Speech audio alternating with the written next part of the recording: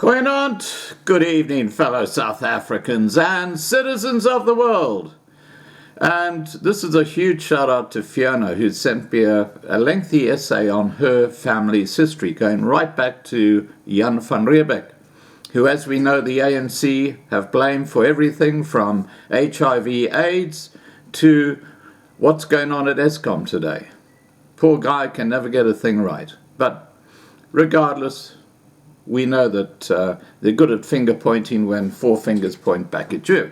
And clearly the ANC are completely at fault and responsible for the disgraceful situation South Africa is in today. Now, let's get back to Fiona's article.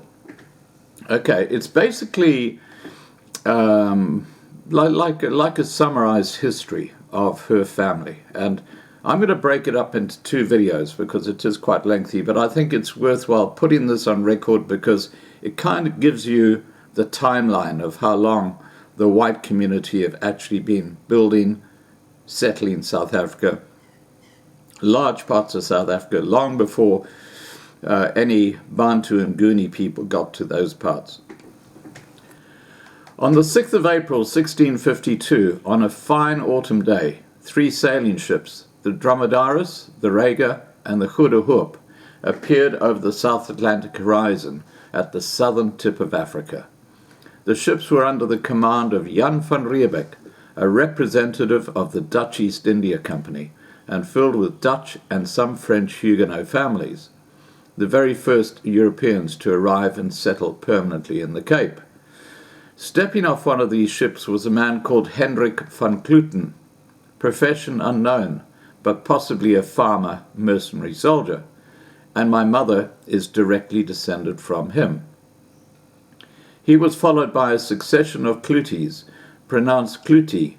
By then, Hendrik van Clootys' surname had changed slightly to Clootys, who owned huge vineyards in Constantia behind the Table Mountain Range in the Cape. In 1778, Hendrik Clootys acquired Constantia Estate, part of a much larger estate established in 1684 by the Dutch colonial governor of Cape Town, Simon van der Stel, and he spent 14 years rebuilding the dilapidated farm. By 1854, Dirk Clootys bought the classically elegant manor house, Alphen, now a luxurious hotel at the northeastern end of the valley, which has been passed down through the Clootys family and which is still owned by them. The first Clootys considered himself a Renaissance man and employed a fiddler to wake him up every morning. The second established the Constantia wines, which found their way into the cellars of Napoleon and that of the Duke of Northumberland. And the third, Dirk's son and my mum's grandfather, adopted the British way of life, changing his name to Henry and studying law at the bar in England. Mum's Dutch-speaking maternal grandmother, Deliana van Warmelo, known to us as Oma, an exceptionally beautiful and remarkably feisty young Boer woman, barely out of her teens, met Henry Clootys while he was practicing law in Pretoria, where they were married. They returned to Alphen, where they had 4 daughters, the third being my grandmother, Deliana. At the outbreak of the Boer War, my great-grandfather, Henry, was appointed acting British agent, met with and regularly and entertained British generals such as Lord Kitchener and Roberts in their achterkamer, or dining room. When the ladies had withdrawn to the voorkamer, front or drawing room, the gentlemen could relax and tell risque stories, or, as in the case, exchange highly sensitive and classified war plans, while enjoying the host's excellent home-grown port. Omar would slip away on the pretext of seeing one of the babies. Instead, she would spy on her husband and his military guests by sitting motionless on the other side of the teak and yellowwood screen, which divided the room. Unseen in the deep shadows, listening through the slats to their conversations.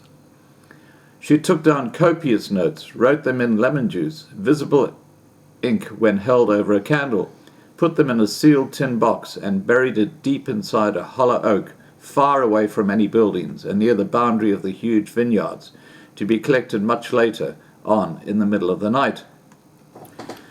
A shadowy commando of Boer horsemen would slip silently between the lines of planted vines, and the leader would reach deep into the familiar hole and quietly take out the box. Another bundle of invisibly written notes would be left in the tin in exchange, which Omar, on her daily rides out that way with the dogs, would, on the pretext of giving her horses a rest in the shade of the huge oak, slip her gloved hand into the crevice and discreetly retrieve any letters left there. Using the commando's own communication systems, which stretched right across the subcontinent, the notes from the tin box would then be smuggled to her mother in Pretoria, who also ran a spy network from her home, which had been commandeered by British officers, for whom she was forced to act as cook and housekeeper. Great-great-grandmother van Warmelo also gleaned as much sensitive information from the British officers as she could, while waiting for them at the table. All this vital information would then be passed on to the Transvaal Boers to help them in their fight against the British. If the British had discovered these extraordinary, bold and risky operations perpetrated by the Petticoat Commando, as the woman's spy system was named, Omar, along with her mother, would have been instantly shot for treason. After the end of the Boer War and the subsequent British victory, Omar Deliana is rumoured to have buried the tin box, along with some of its invisible ink letters still inside, somewhere in the grounds of Alphen, but no one has ever been able to find it, in spite of many attempts by her grandsons and their various cousins to dig it up. I am enormously proud of my Boer heritage and the extreme bravery shown by my great-grandmother. Her third daughter, my grandmother, also Deliana, married Charles Southey, an ostrich farmer in the Karoo, where my mother spent her early years before going to boarding school near Alphen in Constantia. Sadly for my grandfather, Charles, ostrich feathers went out of fashion when the motor car was invented, and so he had to turn to sheep farming, which is not an easy living in the Karoo Desert. Dad's ancestry reveals a family of canny Scots who owned a woolen mill and a cast-iron foundry in the highlands of Ross and Cromarty in Scotland. Dad always told us proudly, "There's nothing but Scottish blood running through my veins." This is true, as his maternal grandfather came out of Natal in the 1870s to ply his trade as a merchant. He realized that what the newly arrived settlers, both British and Boers, needed, as well as the sparse indigenous population, were three-legged cooking pots, stoves and blankets. The cast-iron wood-burning stoves especially became much sought-after necessities for Afrikaner and English colonial families alike. Dover stoves of all shapes and sizes were shipped out in great quantities. We had no less than 3 of them when I was small, and before Eskom reached our farm. His export business prospered so well that to save the high cost of shipping small amounts of their goods on slow and usually unreliable steamships, they built in enormous warehouses in Durban, a small, newly established settlement on the Bay of Natal, which was flourishing so rapidly that it had grown into being the principal town and port. He also brought his family out to live on the Berea, the cooler hills behind the mangrove swamps, and above the inevitable mosquitoes and other disease-carrying hazards. The Browns quickly filled their giant 3-story warehouse to its maximum capacity. They also began accumulating and selling other stock, necessities such as linen, crockery, cutlery, and other items from gunpowder and dynamite to sweets, clothes, shoes, and saucepans, wax candles, and matches. He also stocked saddles, tents, and all manner of goods that were essential to anyone who was trying to carry a new business in the African bush. WG's descendants eventually sold the business to the Spar franchise in the late 1960s. Dad's paternal grandfather, George Ross, also Scottish, came out as a settler sometime around the 1870s as well. He farmed cattle and sheep in the Dargle-Nottingham Road district in the Natal Midlands, having bought his farm Onverbacht from a disillusioned Boer farmer who wanted to join the trek to the Free State. In Lions River district alone, records show that 2,000-acre farms could be bought for the price of a bottle of whiskey, and most of them still have Dutch names. As a result, my ancestry is an unlikely mixture of Scottish and Boer blood, which is a formidable combination of stubborn Highlanders and others equally uncompromising and intractable people who dragged their wagons doggedly over near impassable mountains to get away from the British rule. W.G. Brown, my paternal great-grandfather, had 4 sons. The second one was killed in the First World War, and an only daughter, his youngest, Molly, a delicate child on whom he doted. Grandpa Alan Ross, as a rancher, working alongside his father, also George, on Onverwacht, was a restless young man and loved to ride over to parties and dances at neighbouring farms. He became the original DJ, as he had a gift for music and played the piano by ear. He could pick up a tune if someone whistled it, or he heard a gramophone record, and so he is invited to all the dances. W.G. Brown, to get his daughter away from the oppressive Durban summer heat and humidity, bought a large piece of land at the top end of the Dargle Valley, at the foot of a peak called Inshlasani, and built a sturdy stone house which he called Beverley.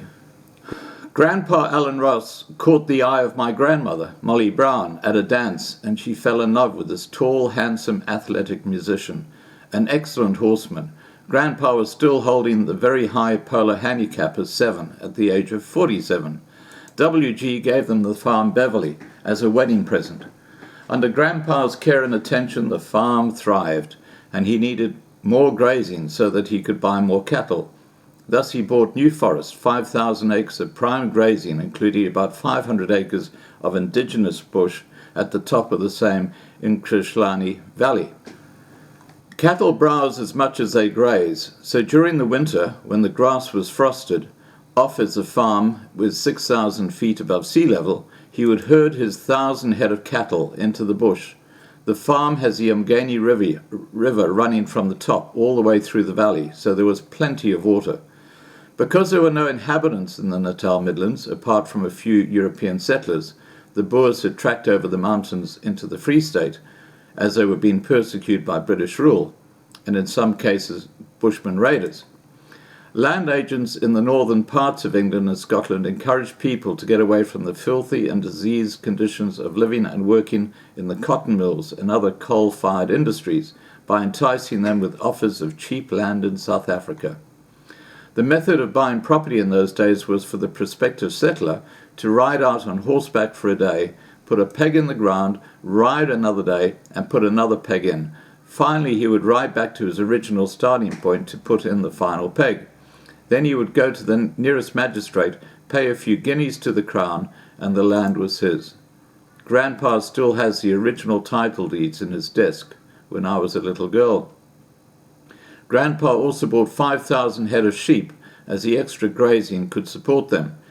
He had to drive the 100 miles by ox wagon down to Durban to recruit herdsmen. There were absolutely no Bantu anywhere in Natal. It was too cold for them.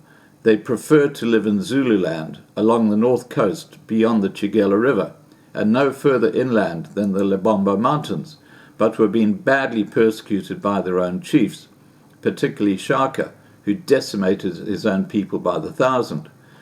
There's a north coast holiday resort called Shaka's Rock, or Shaka Rock as we know it, which has a huge rocky outcrop overhanging sharp boulders far below, which are pounded by heavy surf. It got its name because he used to have not just his enemies, but his own subjects, including women and children, thrown over to their deaths by the thousands, possibly tens of thousands. In 1828, Shaka was eventually assassinated by his own half-brothers, Dingaan and Mshlangana, who were no less cruel and ruthless. Shaka's reign coincided with the start of the Mfakani upheaval, or the crushing, a period of widespread destruction and warfare in southern Africa between 1815 and about 1840 that depopulated the region to a mere few 100,000 Zulus. As soon as the first Europeans arrived in the Bay of Natal in the 1820s and decided to settle there, many Zulus swam crocodile-infested rivers and braved veldt abundant with lions and other predators to get to Durban. There they implored the white men with guns to protect them from their own chiefs, offering to work in exchange for sanctuary. This information is to be found in a very reliable history book called The Cradle Days of Natal by Graham McCurtain, which was mostly compiled from letters from missionaries, the very first white men to venture beyond Durban, and proves that those who say the white settlers stole land from the Zulus is a lie and just useful propaganda. The only traces of inhabitants up in the foothills of the Drakensberg Mountains, where our farm is situated, are several cave paintings, traces of the Bushmen who lived there and hunted the eland antelope for hundreds of years. Hundreds of thousands of years, I should add. Unfortunately for these Bushmen, they had no concept of belongings or possessions, so began stealing cattle from the settlers. The latter were struggling to create viable herds and couldn't afford to spare cattle to the rustlers, so they formed armed posses and hunted the Bushmen to extinction. Grandpa had to fetch Zulu men. Other farmers couldn't even find Zulus to help them work their farms, so they employed Indians who had been indentured sugarcane cutters. Thus a lot of settler children grew up speaking fluent Hindi. Ours was a thriving ranch when Dad enlisted in the South African Air Force and went to fight in the Second World War. Grandpa ran the farm for him and improved it by building a proper road up to the top wetlands where the Umgeni River rises, as well as a working watermill, which had saws to cut wood and a mealie grinder which made mealie meal. Beyond our stables, a few hundred yards away, was the kraal, our compound where all our Zulu staff lived in various huts of their own, along with their rangy fowls scratching about in the swept bare earth. By the time Dad was born, our labourers had their own wives and young children living there with them, although they had also had homes in Impengle, the nearest African settlement, way beyond the mountains behind our own homestead. There, with the rest of the family members, like elderly parents, extra wives and other children, lived along with their stock. Now, I'm going to stop part 1 of the video here, and I will put part 2 of the video up separately so you don't have to sit through a very long video. Alright guys, please remember to subscribe to be kept informed. Ring the bell for the updates. Please like this video, please share this video, and above all, stay safe.